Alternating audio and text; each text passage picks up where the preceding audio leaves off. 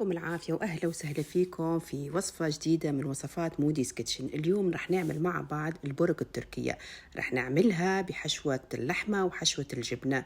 وصفة كتير طيبة وكتير زاكية، والعجينة بتاخد العقل، عجينة هشة بتقرمش مورقة، يعني عجينة جميلة جدا. يلا تابعوا الوصفة وتابعوا المقادير وكملوا الفيديو حتى تنجح معاكم الوصفة من يعمل بيها. هون عندي المكونات قدامكم اللي هي طحين، وعندي حبة بيض، وعندي سكر. يعني المكونات أنا راح أكتب لكم إياها أكيد بصندوق الوصف. بس أول خطوة حبايبي، أنا بعد ما أنا خلطت الطحين حطيت معاه حليب البودرة وخلطت كل المواد الجافة مع بعض، وبعديها بدي أجهز خليط التاني اللي هو سكر والملح والمي والزيت وحبة البيض. أول خطوة بخلط الملح والسكر مع بعض مع الزيت حتى يدوب معي السكر والملح، وبعديها بضيف المي وبضيف حبة البيض، وهذا الخليط راح أضيفه أنا للعجينة أو للطحين. أوكي حبايبي، بخلط كل المكونات مع بعض. وملاحظة حب أحكي لكم إياها حبايبي، العجينة هاي بتجيكم كتير زاكية، لأنها راح تجيكم العجينة مورقة مثل عجينة الباف بيستري أو العجينة المورقة هاي. فاعتمدوا أنتم الوصفة وكملوا الفيديو لأنه شوية طويل بس فيه كتير ملاحظات وكتير خطوات، عشان هيك لازم تكملوا الفيديو وتتبعوا كل الملاحظات اللي أنا بحكيها. هون العجينة أنا حطيتها، بدي أعجنها بالعجينة. فيكم تعجنوها على فكرة على الإيد لأنها ما بتاخد كتير وقت بالعجن، لأنها ما فيها خميرة، واحنا رح نخليها ترتاح، بس هي ما فيها خميرة نهائيا ولا بيكنج باودر. خلطت الطحين مع مع الحليب البودرة، وبعديها ضفت السوائل اللي هو المي والملح، هذا الخليط والزيت اللي أنا قبل شوية خلطته، وبنعجنها هيك يدوب نلمها. العجينة ما بتحتاج عجن قوي، لأنه حكيت لكم احنا ما بدنا إياها تختمر، احنا رح نخليها بس ترتاح. والعجينة كمان حبيبي ما بتيجي يعني قاسية كتير ولا تيجي رخوة كتير، يعني وسط. ما لأنه عجينة دائما عجائن اللي ما فيها خميرة ما بدناش إياها تكون رخوة، وما بدنا إياها تكون قاسية. مثل ما أنتم هون شايفين بالفيديو ملمسها كتير منيح، مش رخوة ومش كتير قاسية. إنه إذا عملناها كتير قاسية بعدين راح تغلبنا بالفرد. أوكي حبايبي، أنا راح أخليها، والعجينة لازم تخلوها ترتاح أقل شيء هلا ربع ساعة أو نص ساعة. بعدين عندي الخليط هاد اللي أنا راح أدهن بيه العجينة بس نفردها. تابعوا أنتم الخطوات لأنه الفيديو لسه مكمل. هون عندي زبدة، حطيت نص كيس، فيكم تحطوا سمنة إذا بدكم، بس أنا حبيت أحط زبدة، وحطيت حبة بيض، وعندي هون تقريبا 100 جرام من الطحين. هذا الخليط إحنا اللي راح ندهن به العجينة عند الفرد، وهذا المكون السري اللي راح يخلي لنا العجينة مورقة وهشة. أوكي حبايبي، فهذا الخليط مهم جدا. نخلط كل المكونات مع بعض ونخليها على جنب. هذا بدنا نشتغل فيه كمان بعدين بعد ما ترتاح عنا العجينة. أنا خليتها ارتاحت تقريبا نص ساعة بالثلاجة، خليوها أحسن شيء لأنه بدنا نفردها عشان يكون الفرد وتكون سهلة معنا عند الفرد. حطيتها أنا على سطح العمل هون مثل ما أنتم شايفين، ملمسها كتير حلو وكتير يعني جد رائع جدا. هلا بدي أقسمها قدامكم بالفيديو مثل ما أنتم شايفين. بدي أقسمها كرات. حجم الكرة يعني الأكبر واحدة بدنا نعمل واحدة كبيرة تقريبا 100 جرام، والبقيات الصغار بدنا نعملهم تقريبا 70-75. اللي ما عنده ميزان عادي، يعني واحد زي ما بيقولوا عينه ميزانه، يعني فيكم تقدروا هذا الشيء. يعني أول واحدة لأنه احنا بنحتاج لكرة كبيرة اللي هي رح نفردها، وهي أساس العجينة أو أساس بعدين الخطوات اللي بدنا نكمل فيها فرد العجينة. ندهن العجينة بالطحين كتير منيح، ما تخافوا دهنوها كتير منيح، يعني اغمروها منيح بالطحين، وحطوها على صينية. وكمان الصحن أو الصينية كمان ترشوا فيه كمية منيحة من الطحين، ما تخافوا الطحين ما رح يغلبنا ولا رح يأثر على الشغل العجينة بعدين. وهون عندي أنا أكبر قطعة اللي بدي أحطها كمان، وبعدين أغطيها بفوطة، بتكون الفوطة مبلولة يعني رطبة حتى ما تنشف معنا العجينة، لأنه احنا غمرناها بكمية كبيرة من الطحين. اوكي حبايبي، طيب أول خطوة حبايبي، احنا قلنا العجينة قسمناها أكم من كرة أكبر وحدة اللي هي تقريبا 100 جرام إحنا اللي راح نفردها واللي راح نكمل عليها شغل العجينة أو شغل البرك حبايبي. نفردها كتير كتير منيح رقيقة مثل ما أنتم شايفين عندكم هون بالفيديو، وبندهنها بعدين بالخليط اللي إحنا عملناه اللي هو خليط الزبدة والبيض والطحين. هذا الخليط اللي راح يعطينا العجينة المورقة واللي راح يعطينا الهشاشة للعجينة وخفة العجينة. نكمل بقية العجينة نفردها مثل ما انتم شايفين الكرات الصغار، وكل واحدة بنفردها بنرجع ندهنها بنفس الخليط اللي احنا عملناه. مهم جدا انكم تدهنوها كتير كتير منيح، اوكي حبايبي، لانه هاي الخطوة كتير مهمة. ونكمل بقية العجينة كلياتها اللي عنا بكل مرة ندهنها كتير منيح. على فكرة العجينة هاي رهيبة جدا والله العظيم، لو تجربوها راح تعرفوا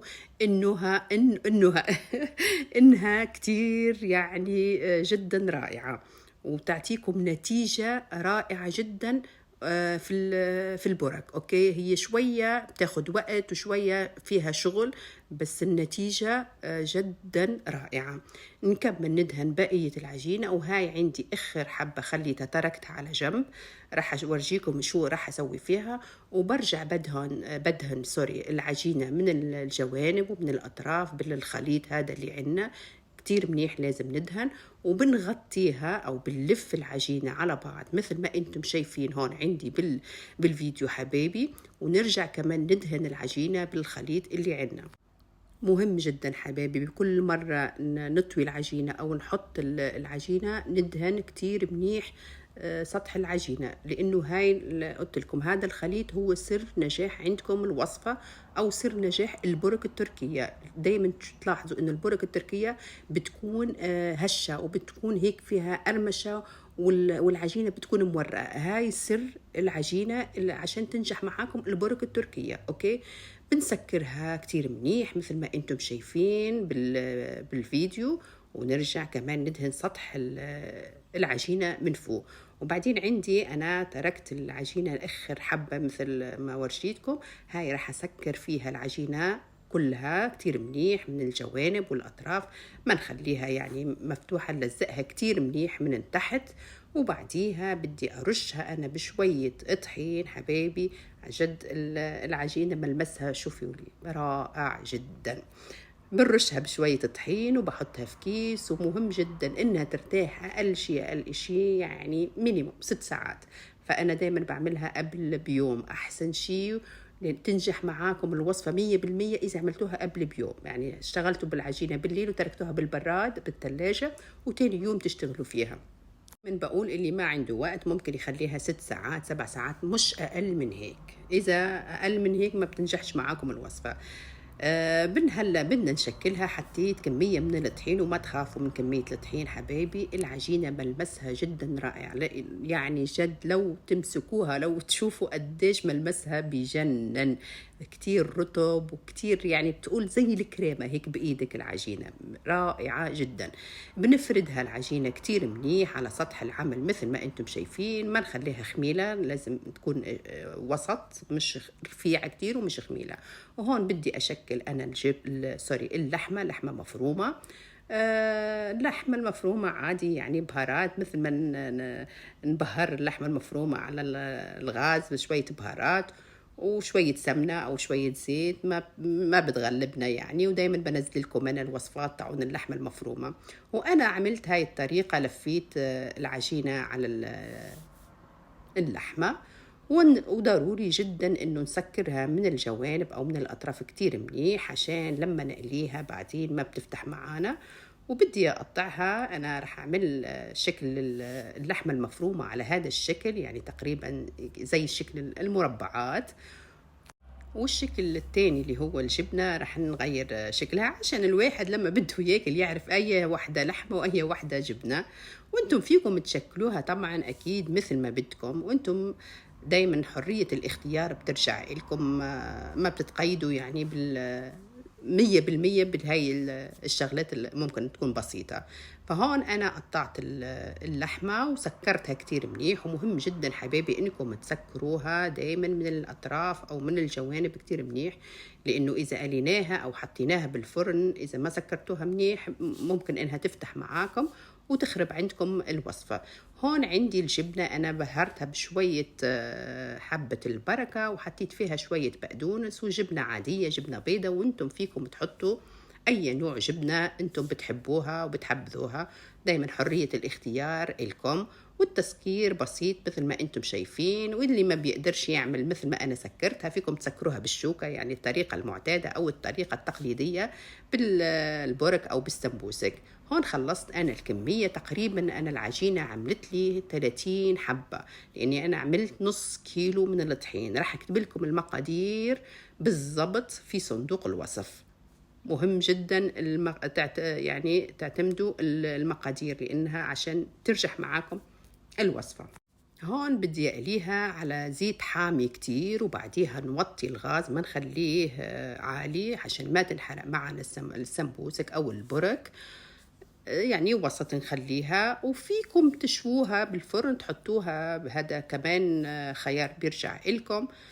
بالحالتين هي زاكية، هون مقلية زاكية ولا مشوية زاكية. عجينة كتير هشة، عجينة بتاخد العقل، عجينة مورقة مثل عجينة الباف بيستري. جد إذا جربتوها أنا متأكدة إنكم راح تحبوها وراح تعتمدوها. هي بتاخد شوية وقت وشوية مراحل وفيها شغل، بس تستاهل الصراحة هاي البرك التركية. أوكي حبايبي، لأنه كتير ناس دايما بيسألوني ليش البرك التركية عجينتهم بتكون غير، فهاي سر عجينة البرك التركية. وصفة كتير زاكية وكتير طيبة، اعتمدوها وجربوها، وإن شاء الله دايما أنزلكم وصفات، وإن شاء الله أكون خفيفة الظل عليكم. وما تنسوا تشتركوا في قناتي وتفعلوا زر الجرس. ورمضان كريم، وفي فيديو جديد إن شاء الله.